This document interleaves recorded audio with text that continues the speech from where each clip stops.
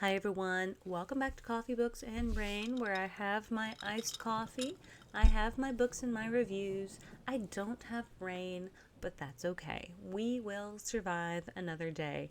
I have been so crazy busy this past week just taking care of certain things, so I hope towards the end of October I will be able to potentially share, if not the beginning of November, some new things coming down the line. Now, some of it relevant to the channel, some of it maybe more relevant to my personal life, but still, um, I look forward to hopefully sharing that with you all because we are quickly reaching the Halloween season, and last year I did a whole little spooky vibe, and this year I have not done it. Yes, I have my reasons why I have not done it, um, but maybe I will talk about that later. But let's dive into a book that helps with the Halloween season, which is a murder mystery thriller called No Rest for the Wicked by Rachel Louise Adams.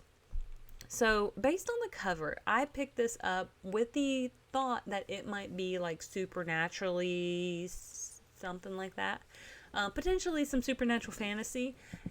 It's really not. It is more of a mystery thriller, horror, Halloween suspense, but that was perfectly fine. I like a good crime to solve, and it was kind of right up my alley anyway. So I had no qualms about it, but the cover itself made me think um, something supernaturally spooky. Didn't really get that, so I'm just going to go ahead and let you guys know. If you're looking for supernatural, you're not really going to find it here, but you're still going to get a pretty cool mystery to solve and some suspense and a couple of, head scratching, like what's going on. They definitely dance around a lot of things. But let's dive into the summary.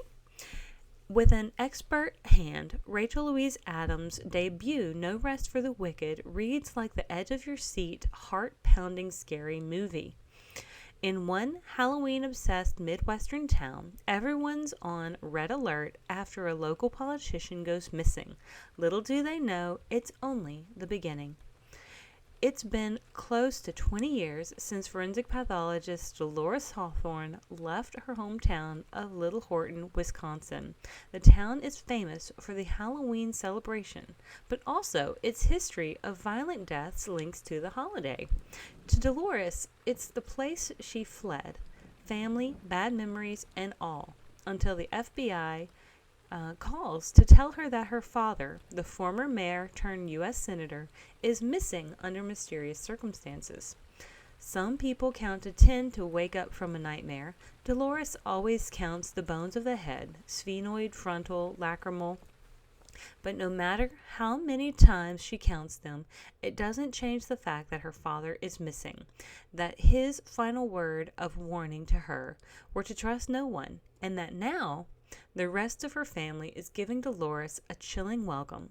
With Halloween fast approaching, Dolores must face the past she left behind before it's too late.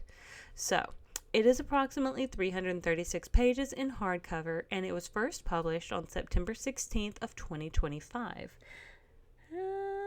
Yeah, I think I have it about a week late, so I apologize for that. But I did have it scheduled, but apparently I had like 6 or 7 books right around that September 16th time frame, so I should be able to get through most of them through the month of September. But again, I thought this might have a little bit of supernaturalness, but that's because I didn't read the summary and I was going by the cover.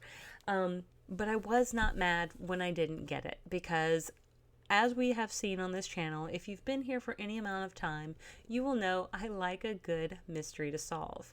My original intent when I started my career in college, or my college career, I guess you could say, was that I was going into forensics. I had pursued a degree in clinical laboratory sciences. I was working in a lab as an intern during my senior year when I realized that I was not an introvert. I was not going to be able to, I could do the work was fine, but the inability for anyone to really talk to me through a 12-hour shift was something I couldn't deal with. I needed to be able to ask questions and have conversations regarding some of the, just some of the topics that we were discussing or we were supposed to be studying. And anytime I would ask a question, people would be like, oh, it's in the book. Oh, it's in the book. And I'm like, yeah, but sometimes for me to understand, I need to be able to talk it out. And if no one's going to talk it out with me, how am I fully going to comprehend the concepts?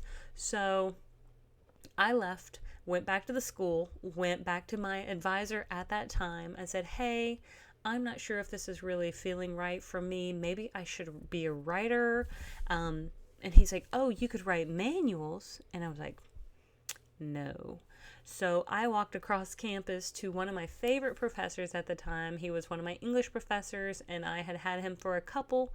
And I went to him and I said, hey, look, I think I'm going to change my degree program. Would you be my advisor? And he accepted me as his as one of his mentees, or so to speak. And that's when I switched to English literature and composition.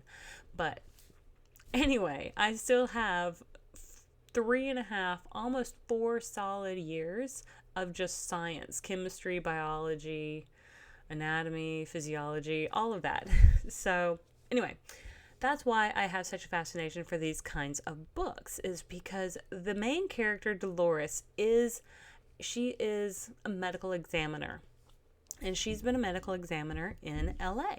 So she is kind of a hotshot in LA, and she had pretty much run away from her hometown of Little Horton approximately 20 years ago and never returned. She really, I don't want to say she was no contact from her family, but kind of. And after her mom passed away and her dad quickly remarried Charlotte, she just something didn't feel right. But it does take a while in the book to understand fully what happened and why she left. Because she's constantly talking about an injury that kind of almost seems to still bother her to this day. We learn that there's something about this guy named Jacob that she was like, he was like a family friend, but then she started dating him. And so when she goes back, she meets up with his brother Teddy, and Teddy just treats her like, oh man, Dolores, where have you been? Oh my God. And then he's like, oh yeah, have you seen Jacob yet? And she's like, no. And he's like, yeah, oh, he's married, and all this sort of stuff. So everybody's kind of dancing around things, like, but there's also still references in very mysterious ways, or very hush-hush sort of ways, of something that happened. Something happened that made her not want to be around Jacob anymore, not want to be in this town anymore. And there's also a local detective, or a local police officer, when she comes back to Little Horton, that seems to have some level of absolute hatred toward Dolores, when everybody else in town is kind of so excited to see the senator's daughter is back. This one particular police officer, Kate, seems to hold this huge grudge that we don't get a real clear glimpse into for quite a while. So this book does try to string you along, so to speak, because the senator, or Mr. What's his name? The U.S. Senator's last name was Hawthorne. Sorry, I was going to say like it was something else, but Hawthorne, he goes missing. And the way his office is left makes it seem as though he may potentially be dead. They don't know, but there is potential for it. So Dolores gets the call from the FBI, hey, your father's missing. Well, in her brain, she starts running down this track of my father's dead, my father's dead, my father's dead. And she kind of starts spiraling a little bit. Well, then she gets home, and her brother and her stepmother are a little bit cold to her, but I mean, I guess it's understandable. Her brother Asher is her younger brother, and they grew up really close. But when she left, she just cut ties and ran. So she even kind of cut ties with Asher. So he has some anger there.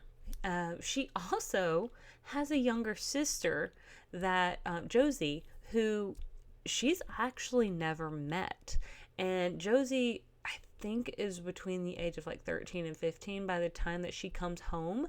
And so she's never even met this sister. This is like her, I guess, half sister, because it's her dad's daughter with her stepmom.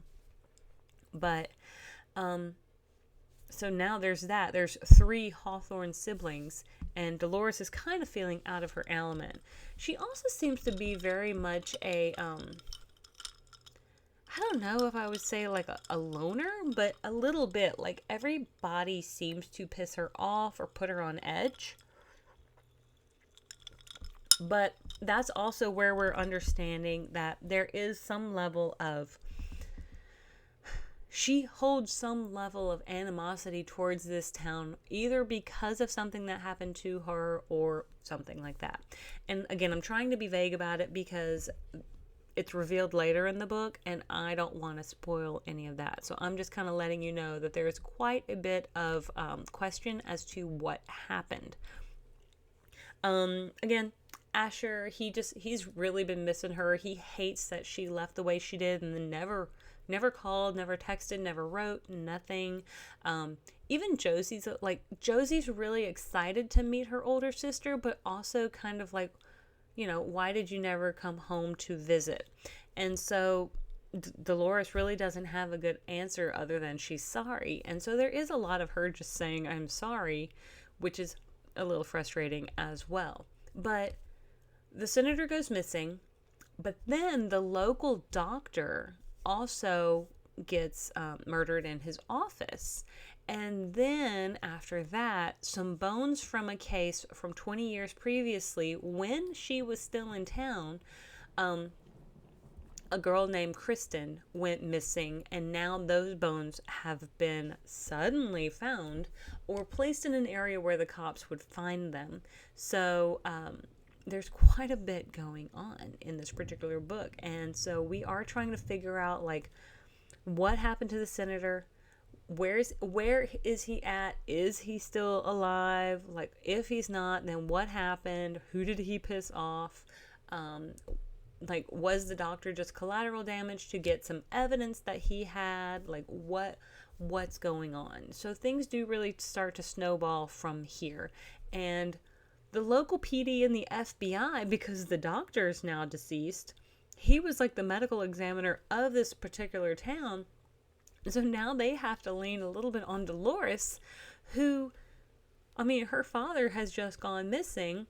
And so technically she's supposed to be like the victim's family, but she is now being roped into helping more or less with the investigation. So she's trying to keep things from her family the best she can, but also trying her best to be part of the family in whatever ways she feels comfortable. So there's a lot going on.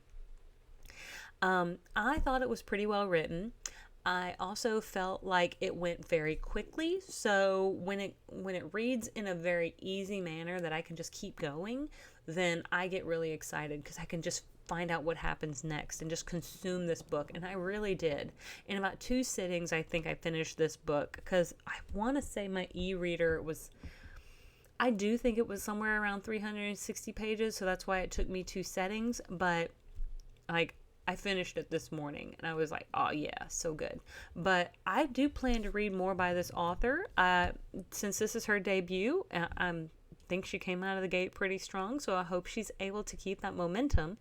But I'm not going to tell you guys any more. I guess the reason why it's really a good book for Halloween is, as the summary said, this particular town of Little Horton is known for weirdly tragic deaths happening on Halloween.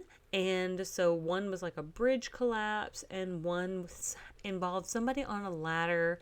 But the town seems to be a popular tourist destination around Halloween. Tourists love it, but the locals kind of hate it.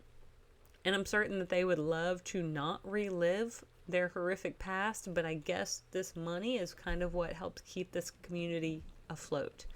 So that's where the Halloween link comes in as to why it's kind of a good book to read around that time. So with all of that being said, I'm going to go ahead and leave it here. If you have not liked and subscribed already, I hope you'll consider it. But thank you so much for joining me on this journey, and I will see you all on the next page. Have a great one. Bye.